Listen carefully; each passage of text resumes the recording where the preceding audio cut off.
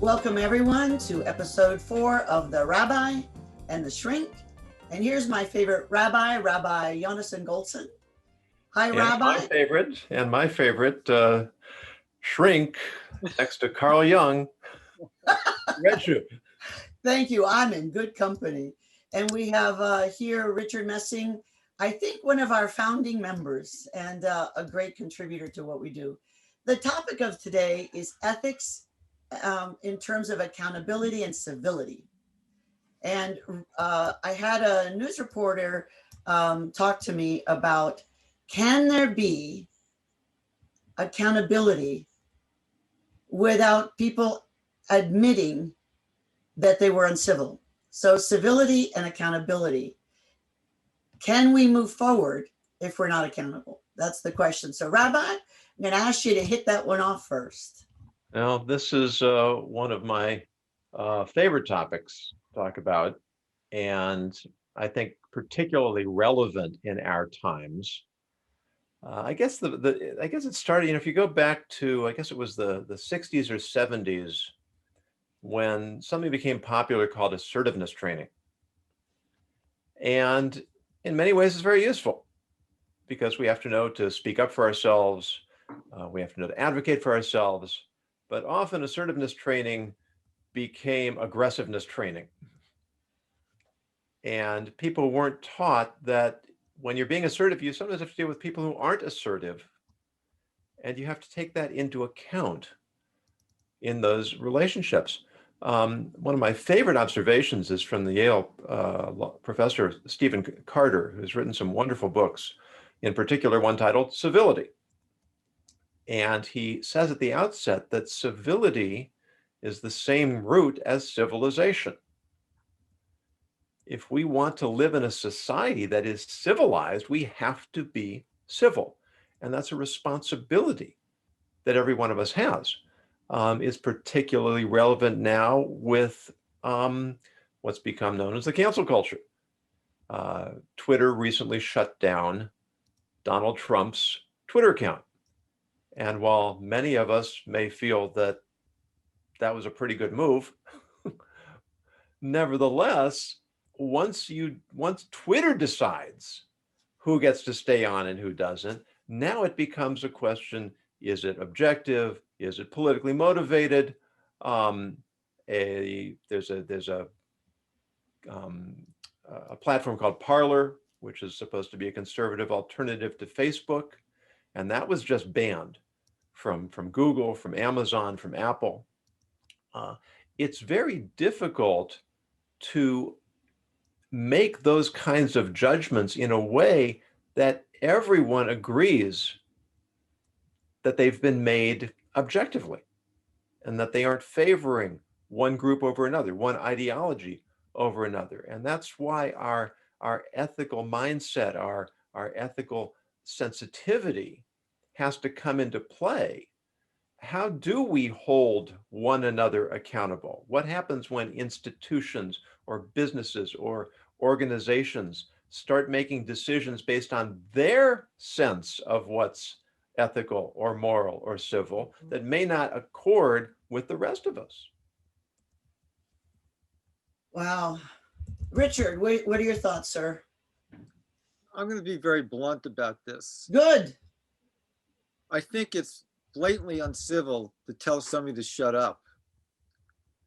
That's what basically Twitter did to Trump by canceling his account. They told him to shut up, and that's what the rest of the the people who decided to remove Parler from the internet.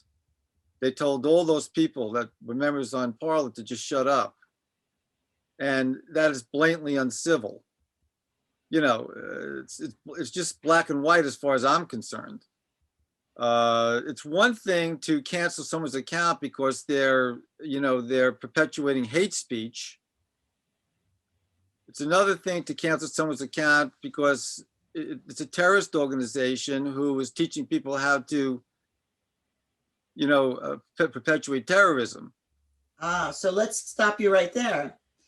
There are those that say that this was domestic terrorism, that one of the questions with free speech in a free nation is, where do we draw the line between free speech and someone inciting others to violence?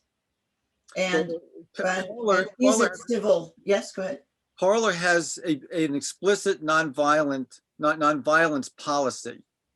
You read their policy, they're very explicit about it. You know, they think that people should, you know, be free to say what they want to say as long as it's nonviolent. So now I have not personally examined the content of their website lately that motivated people to cancel them. So maybe there was violent speech going on there that they allowed to remain. Okay, so what you just said right there, I think, is key to ethical discussions.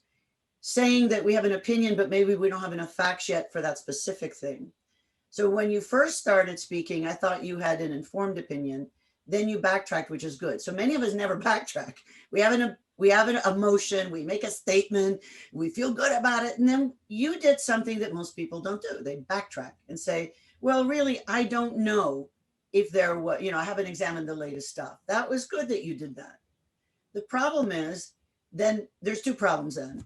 When we say the first statement with all this emotion without the facts, we've already then laid the foundation for something that's somewhat dangerous. And yet, isn't that what many people do when they're upset or excited? What do you do now? So you're making a statement that makes sense. You backtracked. Do most people listen to the backtrack? Well, I think the crux of the matter to this particular issue is that even though something, in other words, how do you determine what's hate speech? How do you determine that? That is an ethical exercise. And a legal one. Because sometimes those definitions are just legally stay. If you say this, if you say that, I mean, there are different groups have approached that in different ways. So the United States of America might say this, and this country or this state says that, this organization. So some of it's just strictly legal. And the whole problem that we face, the problem that we face in having these kinds of discussions is that if you go too far to one side, you're saying, well, who gets to say, which really means nobody gets to say. And if you go too far to the other side, then you end up with some sort of repression or oppression or censorship. And finding that elusive middle is tremendously challenging. Now, to take a model from the way Jewish courts work, if two people have a disagreement and they want to go to a court, the typical way is they will go to a court of 3 judges. Now, where does this court come from? There weren't standing courts for these types of issues necessarily.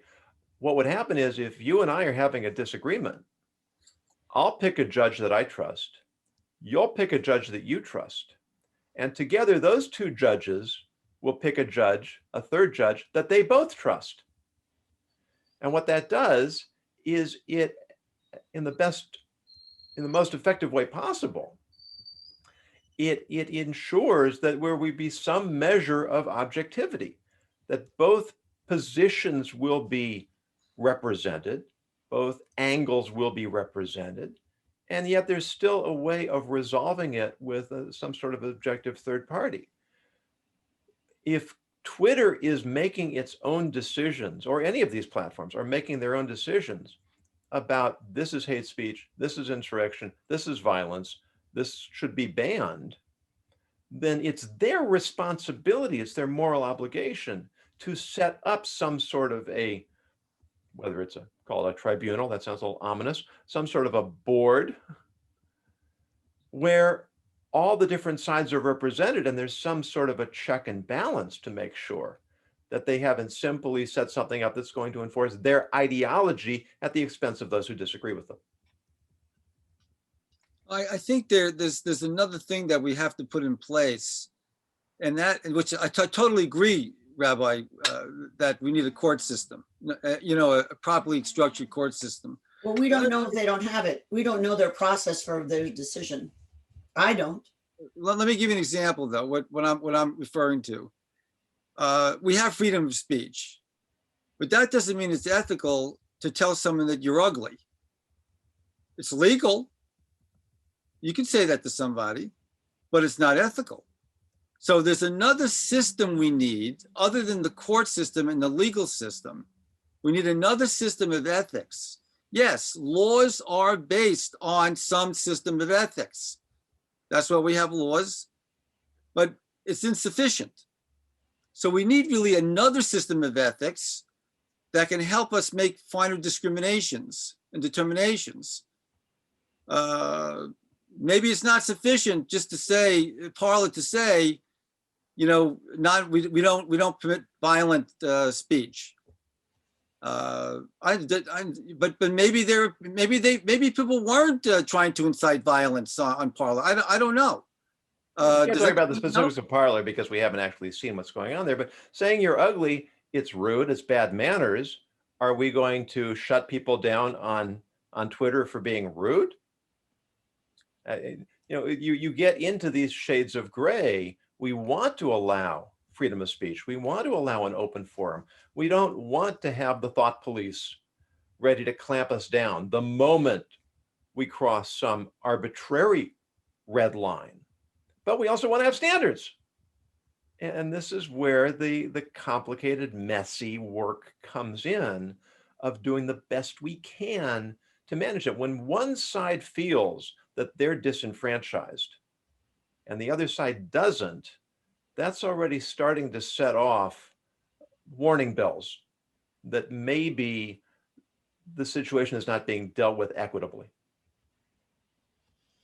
So what we were talking about is civility and accountability. And one of the question is, can there be civility without accountability? So where do you weigh in on that, ma'am? You wanna speak to that? You don't have to. Oh, we cannot hear you. Sorry. But you look lovely. The Rabbi and I were talking about how danger it is to make compliments today, So the doctor will compliment our female guest and I'll We still compliment can't Richard, hear and you. then we'll all be on safe ground. Although, depending on the culture and the intent and the person, I mean, it's, we're talking, Rabbi, that the comedians are complaining it's hard to be funny these days because you're not allowed. Yeah, it's, And having the a sense issue of is, humor. where does the sensitivity come in? I think the goal of civility and accountability, and working on, we have someone else. I think those are important things to identify. So are you able to speak now? We still can't hear you. I'm sorry. I think you're having mic issues. Your mic is not in the mood. All right. There are lots bigger issues that people are having. So, I would be happy with my. Well, but a woman's voice has been silenced in society. This is not good. So back to the issue of accountability. Is there a canine there behind you? Yes, this is my my ethical board right here. I have 2 dogs in the room, and they let me know when I have gone ethically astray. When you've drifted into dogma. Oh, Rabbi. Good. If you were Catholic, I'd say you need to do some Hail Marys for that one. That was funny. It's my dogma. Very funny. All right. It's interesting in Jewish tradition, there's a concept we call derech eretz. Yes. It translates literally as the way of the land. And it refers to good character, good manners. It refers to the awareness. That is what we talk about. This is why I talk about ethics. This is why we're talking about civility. It means recognizing that there's a normative way in which people should conduct themselves. I remember I was at it's at Grant's Farm once. It's a park with all sorts of history, about Ulysses S. Grant lived there. He built his house there. And they were telling us they had an actual recreation of a Civil War camp.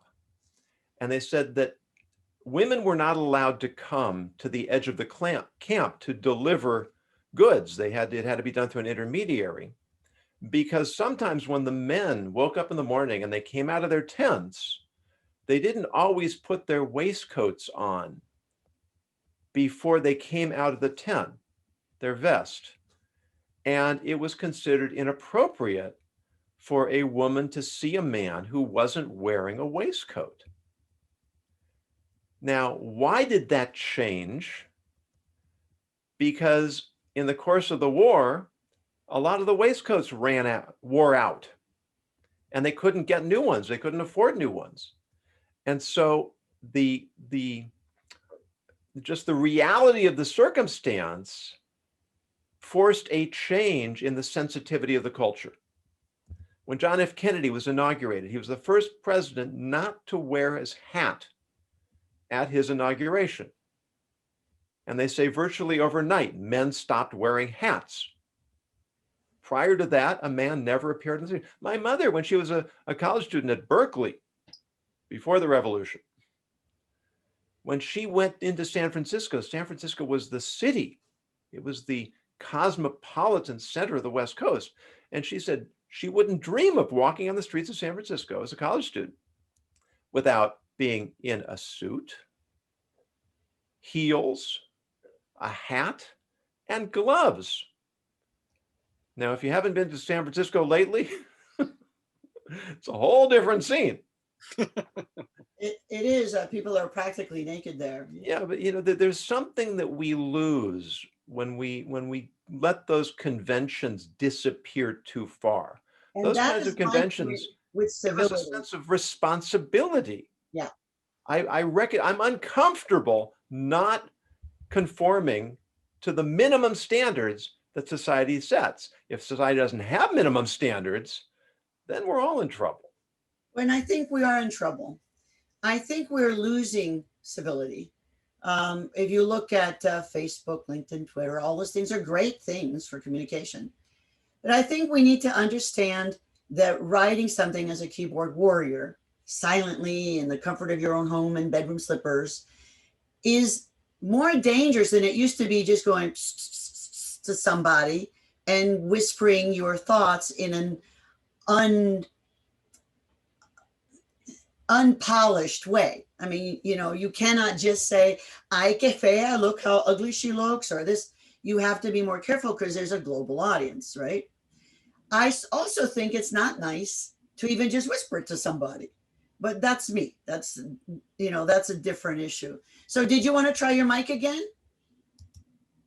No, we're still silencing the women's voices. Oh, well. See, what it is her voice is so powerful that we have decided to let Thank it you so invade much. our thoughts. Oh, There there we go. Heard you. There we go.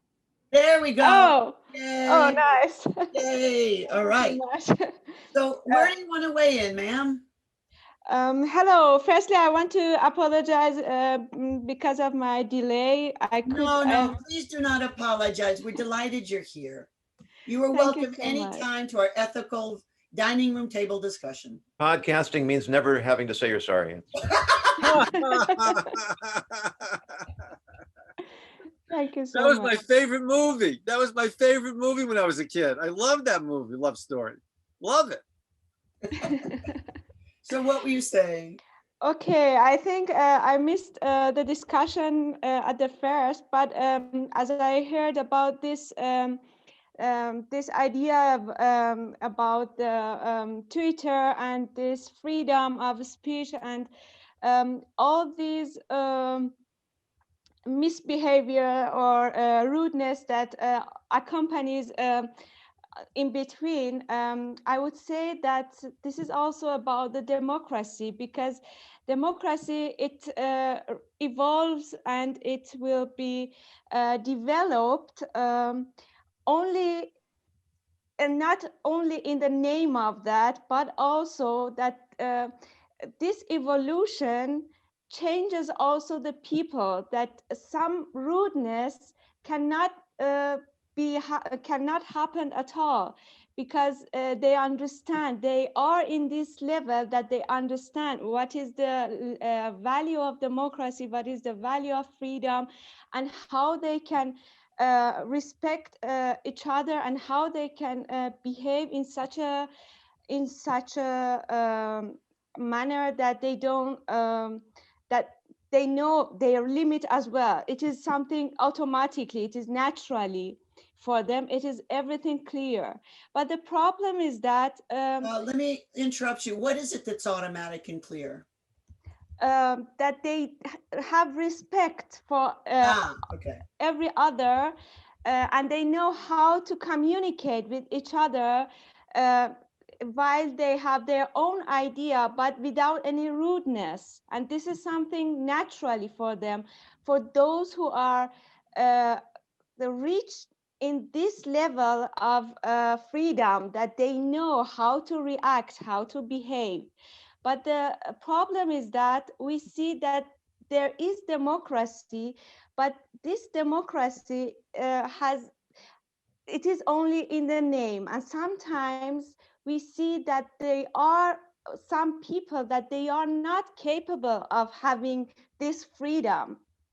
And that's why I think if we say this is the freedom, we know that it is important to have the respect. We know that this is good to have freedom, but in which case and in which level of freedom it has to be adjusted. It has to be defined Okay. as a strategy, I think. So I think that you're addressing what the rabbi was talking earlier. So is there a freedom police where you have to earn credits to have full freedom, or you lose credits? You just lost 2 little credits for freedom, so now you don't have this. The whole idea of freedom, I think, presupposes not only values and ethics, but self-control. That everyone then must find a way to be respectful and to listen. Unfortunately, many people are not tolerant of other people's opinions or discussions, and so they don't come across respectfully, and they don't understand how to further a discussion by asking questions for curiosity. Help me understand your position. I don't understand this, please clarify. Things like that. And I would love for everyone um, to go back and take a manners course. And part of that is learning how to listen thoughtfully, respectfully, with curiosity, kindness, and graciousness. Rabbi, do you see that happening in our government? I was just sort of soaking in your explication there, which was so eloquent. Well, thank you. And I always like when you and I disagree, so go for it, sir. Be No, my not favorite much to argue person to with on argue with. that. You know, when we grew up, there was dear Abby, and who was her I sister? loved her Ann and her Landers. sister. Who was it? Ann Landers? Was she the other one? Yeah, I loved them. You know, now there's Miss Manners, and there's Carolyn Hacks. You know, and it's you know, it's wonderful that they have a following. You know, I still remember when someone wrote in, I think they wrote into Miss Manners, and they had this conflict. I think it was something like, should they continue having an affair with a married man? It was something to that effect. And Miss Manners' response, don't you just hate it when your morality gets in the way of your life? That is a good quote, isn't it? Yeah. Yeah, that the problem is that that's the way we see it. We see that there's this contest between what we want to do and what we ought to do. And frequently there is. The solution is to want to do what we ought to do. And you know, one of the really, really brilliant thinkers, the major influence in my life, Rabbi Samson Raphael Hirsch, he was a leader What of was that name? Samson Raphael Hirsch. He was one of the leaders of the German Jewish community in the 1800s. And he defines freedom as moral discipline. It means that first we have to be accountable to ourselves. And we have to have that desire to do the right thing. And that has to be part of the culture. And there is this fluid relationship between holding ourselves accountable and being held accountable. We need to live in communities that are going to hold us accountable in some way. In other words, if, it used to be that if a person spoke with too much profanity, they simply wouldn't be invited to other people's homes, to other people's events. There were standards that were considered normative. Those standards are radically shifting, declining in some ways, and becoming hyperinflated in other ways.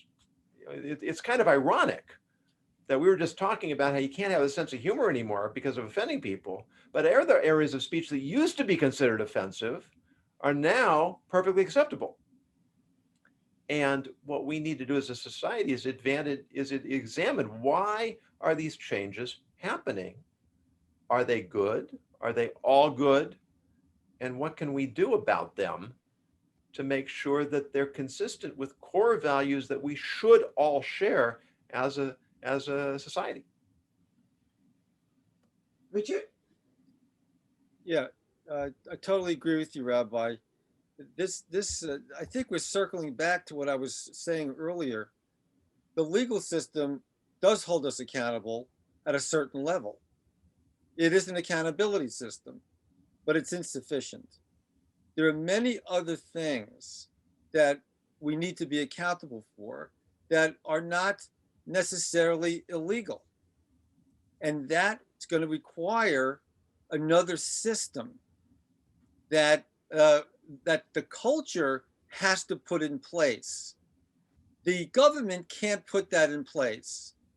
The people have to agree on a discipline of ethics. And ethics needs to be, in my opinion, an actual field of knowledge that we share. But if you look at in our society, where do you learn about ethics? You don't learn it in the public school system. It's not a required course when you go to college. It's in the philosophy department. So, yeah, how many people major in philosophy? I think it's unbelievable. I think it's very mysterious that ethics, given how important ethics is, that it's not yet become a mandated, one course in the public school system. At least we should at least learn a little bit about what ethics is all about, other than the few manners that we learn when we grow up.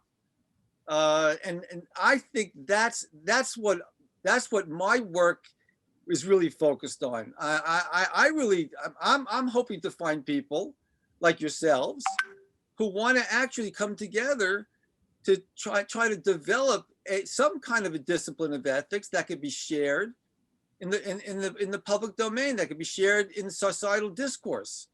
So yeah, so that's basically what I wanted to say. Have you heard Arnold Schwarzenegger's video to his fellow Americans? Yeah, I liked it. Wasn't that spectacular? He basically talked about his Austrian experience and the Kristallnacht and lies and accountability, and he held us accountable that we need to all step up. If you haven't heard it, we're creating a web page on the website that will have these links and stuff, and it'll be on the rabbis and my blogs. We're trying to do a better job of doing the videos and putting it out there for everyone. But I do know that there's a constant source of ethics in our society. It's comedians. What is a comedian's riff but a running joke about ethics and shame and behavior and misbehavior? Now, their language isn't always lovely, but if you've noticed, more and more comedians and comics are now beginning to be less profane. I find them to be an amazing source. If you look at many of the movies, sci-fi, fantasy fiction, violent movies, Hallmark movies, all the movies around there, a lot of them have the theme of what's interesting is the challenge that the hero and the villain have to deal with is an ethical dilemma. So it's in there in our culture. What we're not doing a good job is talking about it in the ways that the rabbi does, you know? And that's why I invited the rabbi to do these weekly programs with me, because we need a safe place to go to stretch our ethical muscles, to ask questions, to learn how to listen, and disagree thoughtfully. I think this is super important. Rabbi, what are your thoughts, sir? I think you're really making some extremely important points here, and maybe too many for me to respond to all at once. But I talk a lot. I'm Cuban. Sorry. no, it's you know, I think we should do a program on comedy, but also on the media and the responsibility of the media, which is something that is not always there. You know, my wife and I love the show Blue Bloods, about the New York police family, and part of it we like is they're a nice Catholic family. And they have a tremendous sense of right and wrong. And they have these wonderful scenes where they said they get together every Sunday for dinner as a family. And it's interesting because studies are saying statistically that children who grow up with families that have family dinner more demonstrate greater success in every aspect of their lives. You see that families can sit together, they can argue, they can have difference of opinions, but they're coming from a sense of we want to do the right thing, we want to see things from the right direction. And you know, it's the type of television show that you don't really think of, you know, associated with television anymore. It's wholesome, it's thoughtful, it has a lot of moral dilemmas. You know, what happens? Just last week, I'm planning on writing on this. A man who killed a young girl drunk driving. And then while he's out on bail, he saves a bunch of kids from a predator in a playground. So should he get leniency for the drunk driving homicide because of the good deed he, you know, do you judge him by his worst day? Do you judge him by his best day? And if you would say both, how do you find the proper compromise? And there's no simple answer to that. That's why, you know, what Richard was saying earlier, the law is not enough, and it shouldn't be. And the problems with compliance in business is it tries to legislate ethics rather than create a culture that thinks in an ethical way.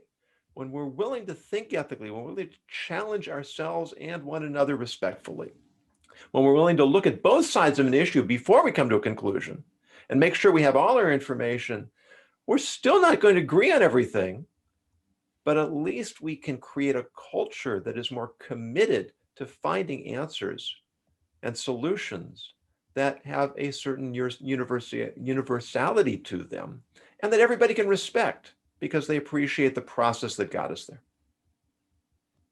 I hope that that's true, that everyone could respect them. I think some people will not.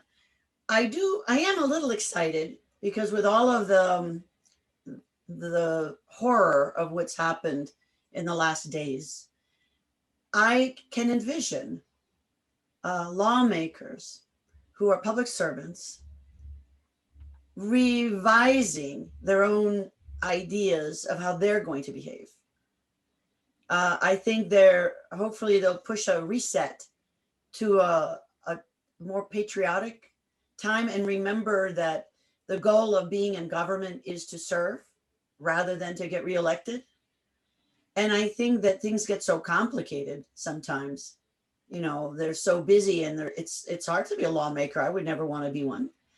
But I think I'm kind of excited. I think that shame can shut everything down. So we have to add a sense of hope. So there could be more reconciliation, more people acknowledging their mistakes, and then moving forward to update their behavior and their ethical code of conduct. That's my thought. Is anyone excited about those possibilities? I am. I'm very excited about that, and I think what the rabbi said about there has to be a culture, and the way he described it is the first, maybe the first discipline the culture needs to adopt is to be able to always ask themselves the question before somebody makes a decision: is it the ethical decision? Is this the most ethical thing I should do? In business, when business people make decisions, they should ask, is this the most ethical way to proceed? Maybe that's the first step to have a discipline of ethics, is to use the word ethics, literally, just to use the word. Comedians and satirists, public opinion, writers who write opinion pieces in the New York Times. I mean, look, all the problems we have in our culture boils down to something ethical or unethical. So yeah, we're all concerned about it, but we don't, for some reason, we're not using the word. We're not saying, hey, maybe there's a discipline that we need to adopt here. So that's, anyway, I don't want to belabor the point on discipline. Anyway. I'd like to follow up on this, the point about comedians that the good doctor raised, that, the job of comedians is to push the boundaries. And you can push the boundaries in a good way or in a bad way. You can challenge conventions that may be calcified, outdated ideas, or ideas that were always wrong, that have simply become part of the culture. Or you can challenge boundaries that are there for a reason. King Solomon says, respect the boundaries of eternity that were put in place by your forefathers. There's a reason why we've done things the same way for generations and generations, and it's not always bad just because it's old. Lenny Bruce challenged boundaries. Did he ultimately benefit society by making profanity more acceptable? Hugh Hefner challenged boundaries. Are these good things?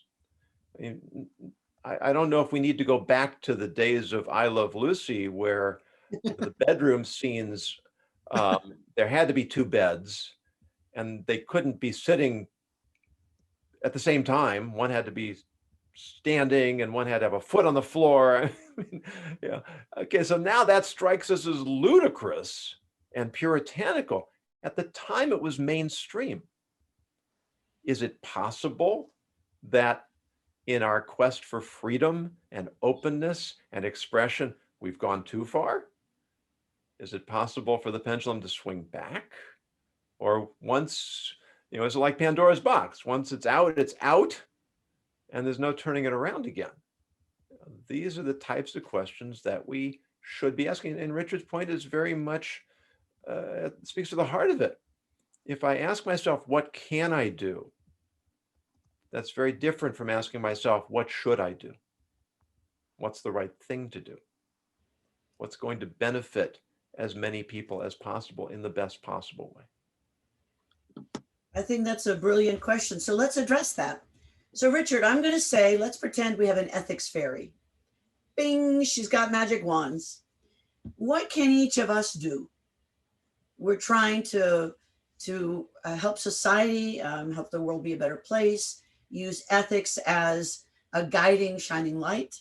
All right, ethics fairy is there for you. What can you do? So there's an ethics fairy. Yes, sir. I'm posing that there is. Are you posing as the ethics fairy? No, no, I don't think I'm qualified. I think the ethics fairy is someone straight from all the goodness in the world. And so I'm trying to understand what you're asking me to do. So what can you do? So let's say you have all the blessings and all the ideas and all the support from an ethics fairy, because you talked about let's have ethics part of any discussion. So let's say we carry the ethics fairy on our shoulder, right? And she's right there for us. Okay. So what then does that empower us to do? She's with us, or he, she, it, them, whatever. The ethics fairy is beyond binary. Okay. So we have an ethics fairy. What are you now empowered to do to further this agenda of making things more ethical? Well, this is what my work is based on. Yes. So the first thing I say to somebody, that I have a conversation with is, I say, when I meet someone new for the first time, we introduce ourselves. What do you do for a living? What kind of work do you do? They ask me what kind of work I do. I say, well, I solve chronic problems that resist conventional methods and interventions. And they go, oh, okay, what's that? So I explain it. And then I say to them, do you have any chronic problems? Because in my work, chronic problems are caused by ethical dislocations. So that's how I get into the conversation with people. I don't know anybody who doesn't have at least one chronic problem. So, they either want to talk to me about it or they don't. So then with your powers of the ethic fairy, what you're doing is inserting the ideas ethics as the source of a problem and potential source of solutions. Yes. I think that's lovely. Yes. That's powerful. How about you, ma'am? I think that firstly, it is also about the situation that we said, something individually or something in context of business, that we are talking about ethics or moral things.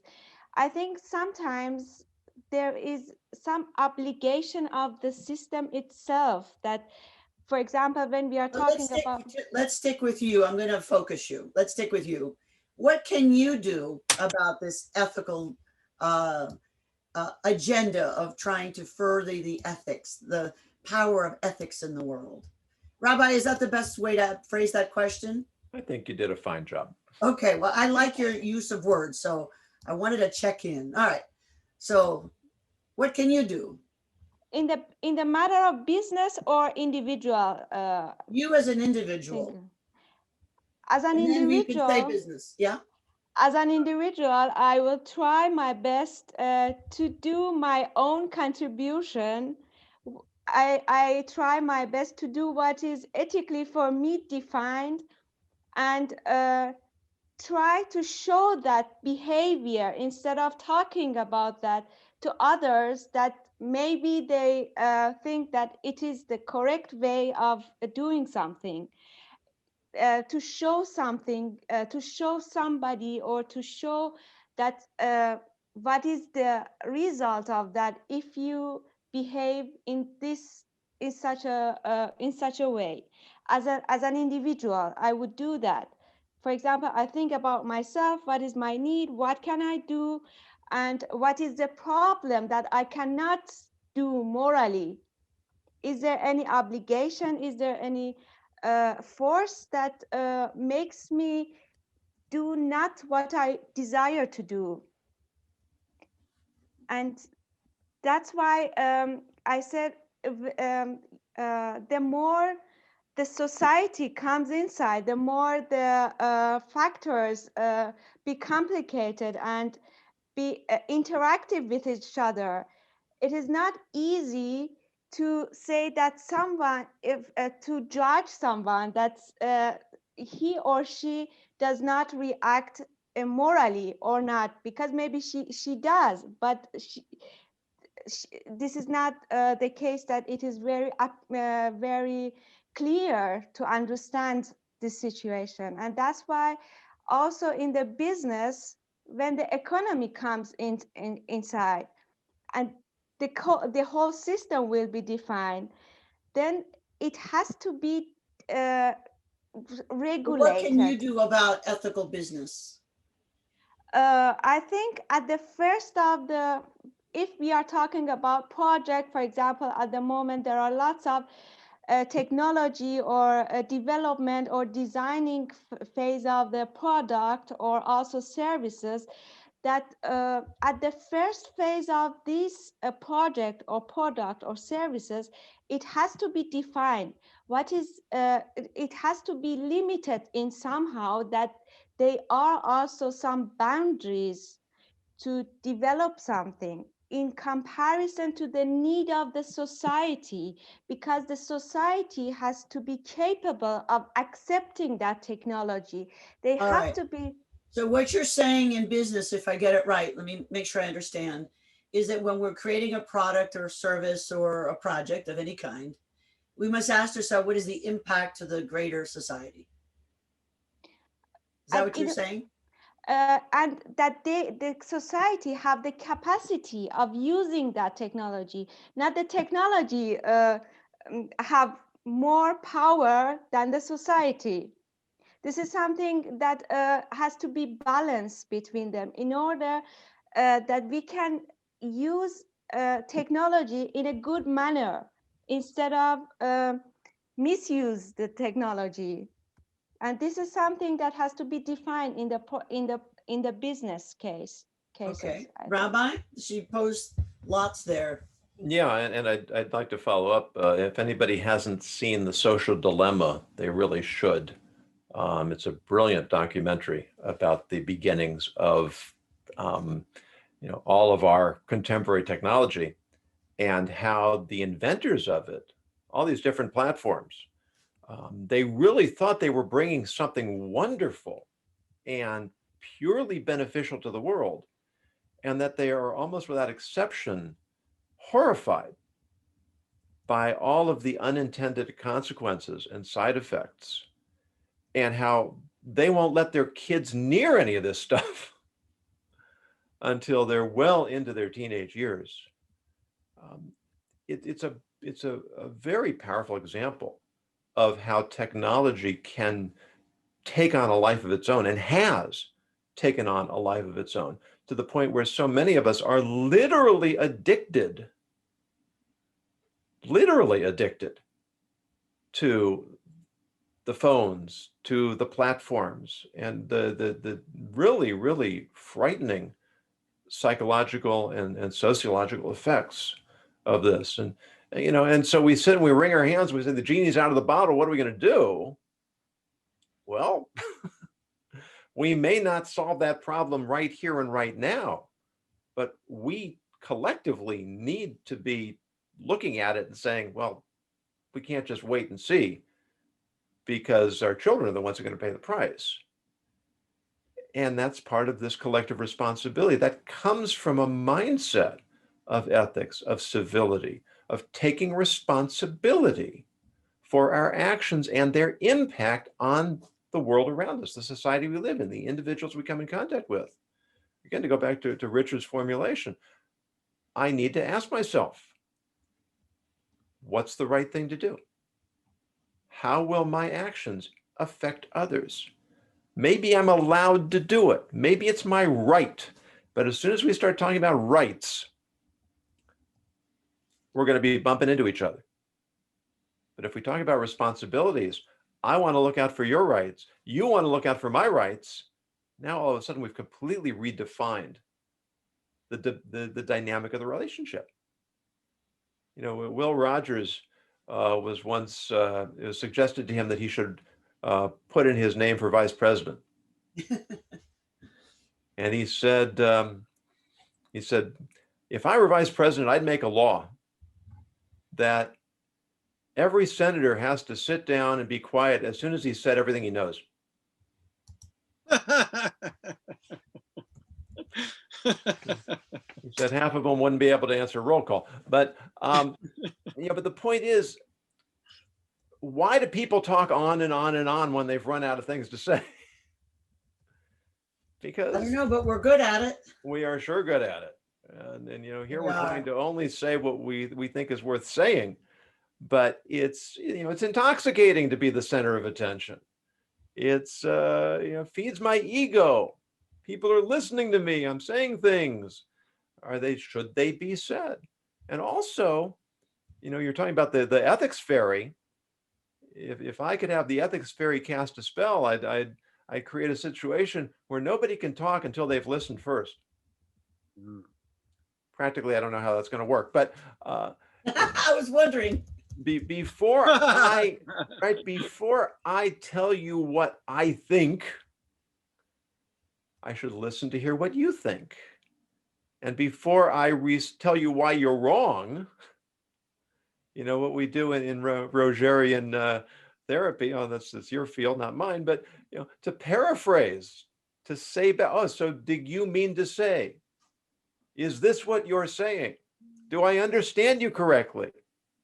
Because once the other person knows I've heard them and I can re-articulate what they've said, now they no longer see me as an adversary. Oh, this is someone who understands me. This is somebody who gets me. Now we can have a conversation. Now we can look at where we disagree because we've already made the effort to understand what we're really saying and why there is and why it's worth saying. So Is it perhaps one of the Is it first unethical?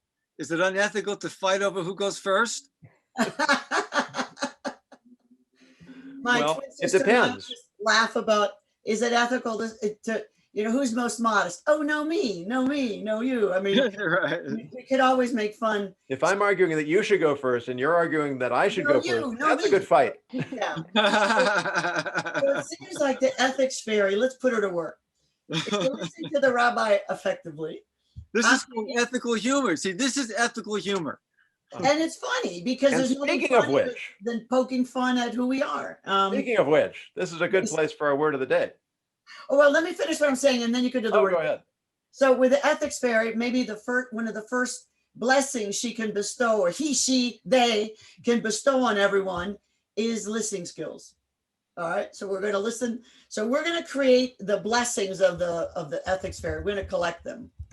All right, Rabbi, the word of the day, sir. The word of the day is anatidophobia. Say that one again. I don't know if I can. That's easy for you to say. Anatidophobia, which is the fear that somewhere a goose or duck is watching you.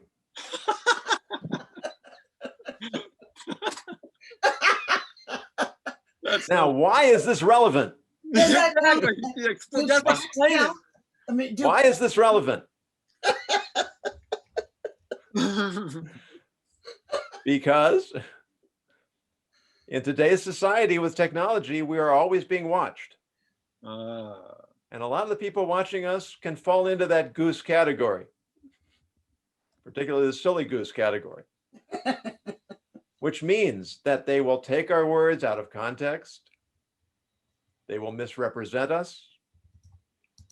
They will attack us for what they think we said or what they want to think we said, or simply because they can.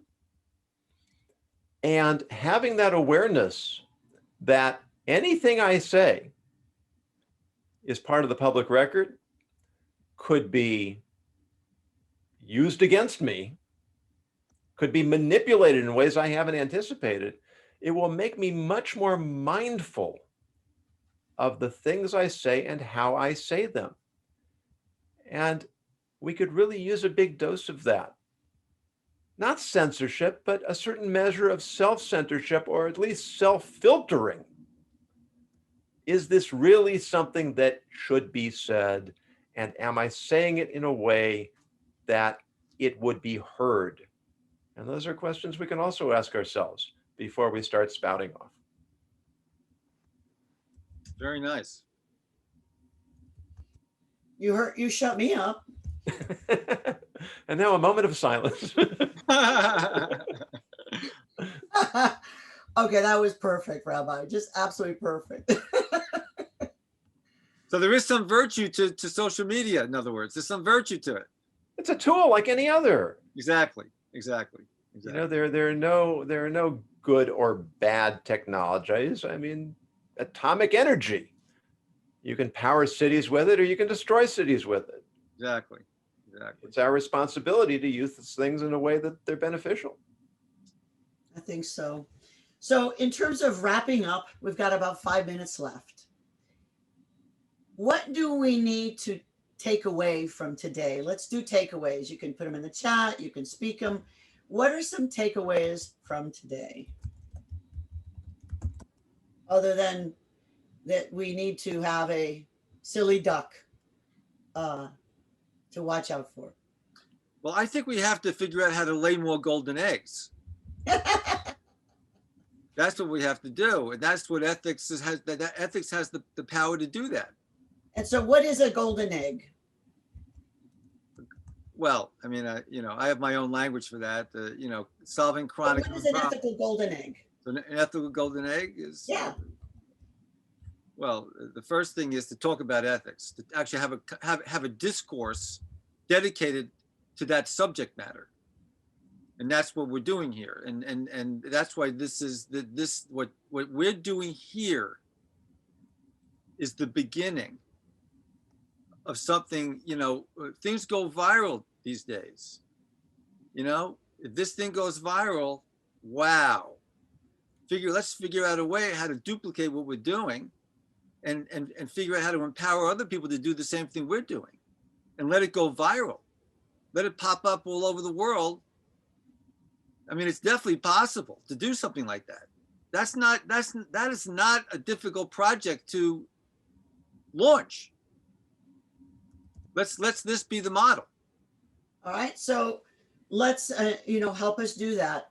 Our whole goal is to further three things: an awareness of ethics, a practice and culture of discussing ethics, and a sense of call to action, that it's everyone's job. Rabbi, did I miss something in there? Because you always add something lovely. No, say what you said again. I want to hear it again. Well, who knows what I said? No, the first is to further the discussion, like in a safe place. Would you guys remember what the others were? If they're well said, they'll be memorable. Further the discussion. What was number 2? Create an awareness. Yes. Yeah. Whatever order. Yeah. An awareness. And then the third one, the call to action. Call to action. Yeah. Those what I thought were the 3 to. Yeah. And maybe this fits into there is, Richard emphasized we have to have the conversation between one another. And we also have to have the conversation internally. And each one will strengthen the other.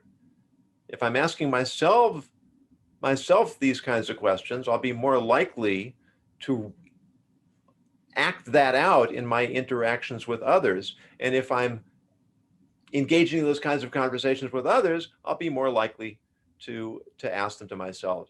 And I'm just reminded that there was a time when Hong Kong was one of the most it had the biggest litter problem in the world.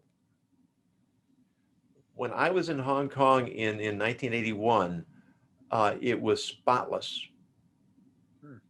And this is considered one of the most successful advertising campaigns in history. They put everywhere on the top of buildings, on billboards, in magazines, this pair of eyes with the caption, "Hong Kong is watching you, don't litter."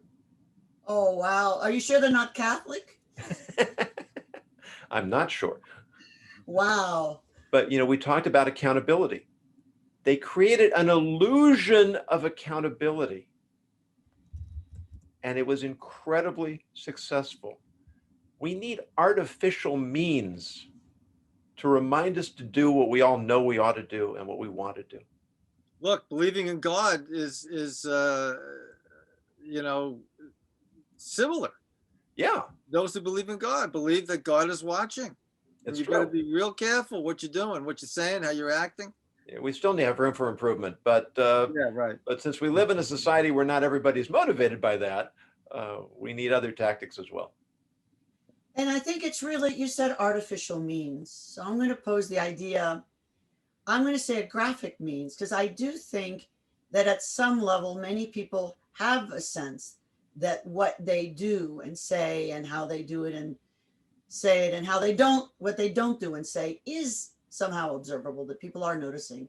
But I think they forget that. So I think I love what the Chinese did, is a little shame, inviting, but the idea of reminding everyone that you matter, that you're important, and we're noticing. And I think that's important. So Rabbi, as we close off, what is one thought that you can leave us with in terms of this, our goal, the 3 points of the goal, and over time we'll refine it, the furthering the ethical discussion, the establishing an area awareness of ethics, and a personal call to action. What's one action we can do between this week and next Tuesday's project to accomplish that, to make the world a better place? Well, how about this? Okay. When you see somebody, the typical greeting is, "How are you doing?"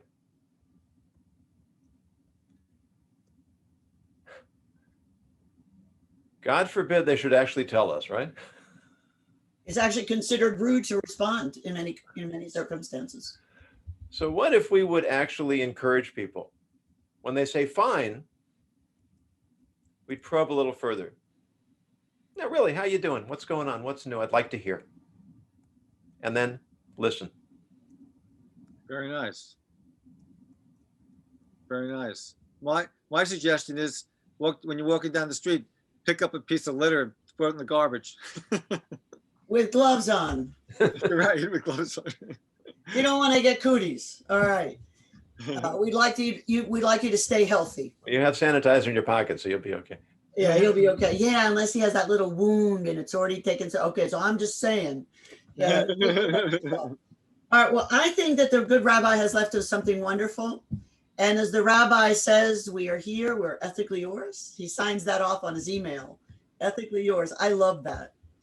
So I'm going to say to you all, see you next week. Please tell everybody about our it's a video podcast. We will eventually strip the audio. I'm just learning how. You're going to strip the audio? We're going to strip the audio and put it as a podcast. And then we're going to also have video. Some people just want the audio. We're not going to strip on the video, though. That's not. Oh, well, if only that were ethical, but no. So we'll work on, I'm learning how to do that. I thought you're going to remove the audio and just leave the video. Well, that's censorship. I might do that. It depends on what we say. Or YouTube might do it to us. So. Well, you all take care and be well. Everybody have a good week.